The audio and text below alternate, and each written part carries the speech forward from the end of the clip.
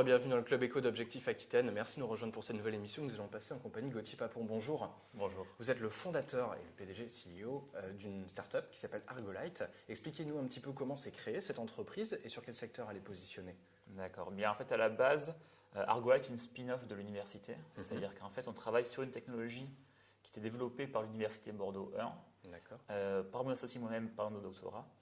Et suite à nos doctorats, nous avions décidé de prendre cette technologie, la licencier au niveau de l'université et de créer cette ESA qui est Argolite, qui exploite cette technologie. Alors, est-ce que vous pouvez nous présenter cette techno en l'occurrence? Alors, Argolite, c'est une entreprise qui est spécialisée dans tout ce qui est modification de la matière à l'échelle nanométrique. D'accord. Plus précisément, notre brevet, ou plutôt le brevet de l'université que nous exploitons, repose sur la modification du verre par des lasers.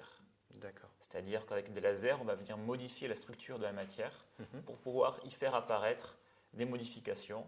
Et dans ce cas-là, on fait apparaître de la fluorescence. Alors, sans rentrer dans des détails extrêmement techniques, comment ça fonctionne finalement? Alors, c'est à la fois très simple et très compliqué.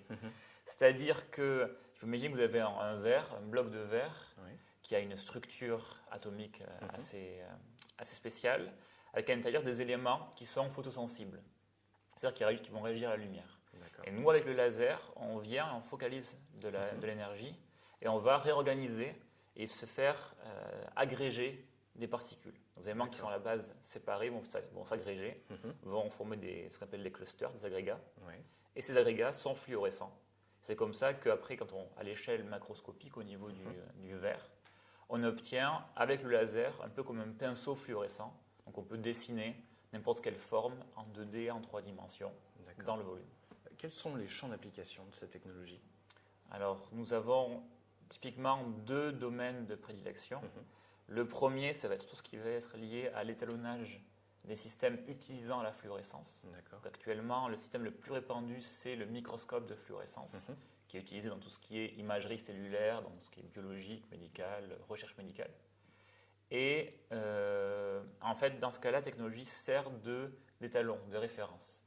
Nos structures fluorescentes sont extraordinairement durables, ce qui permet vraiment d'agir comme une référence pour l'utilisateur. Il met son produit, il a une référence optique. Avec ça, il peut régler son microscope. Le deuxième domaine sur lequel nous n'allons pas encore, c'est tout ce qui va être le stockage d'informations.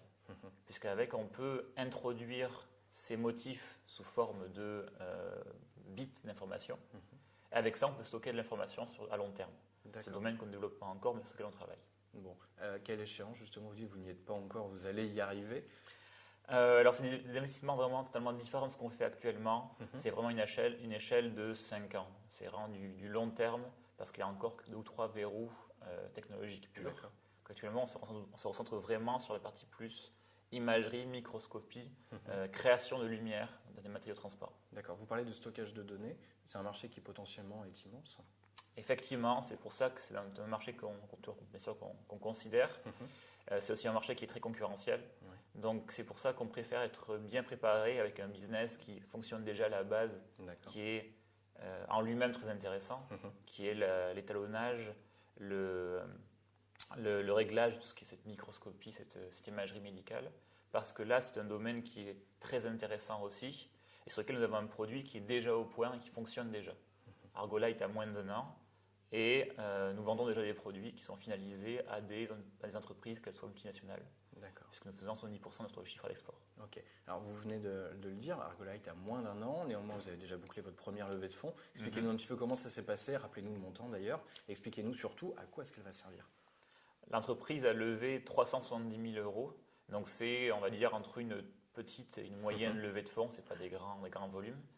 On l'a levé au bout de 8-9 mois. Comment est-ce qu'on a fait? Tout simplement, on a utilisé un organisme aquitain qui s'appelle Aquitaine Développement Innovation, qui est en fait une branche, on va dire, de la région Aquitaine, qui nous a aidés en fait. C'est-à-dire que tu arrives avec notre business plan. Eux nous ont aidés à le relire et ont permis de sélectionner des investisseurs qui seraient à la fois intéressés par le domaine technologique et qui sont aussi assez, on va dire, friands de l'attente de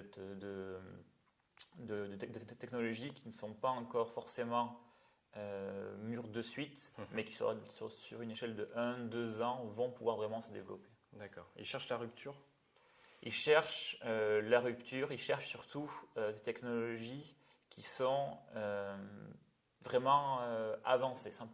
La rupture, c'est vraiment une technologie de rupture, c'est quelque chose qui va changer la donne, mais vraiment, il y a un avant, il y a un après.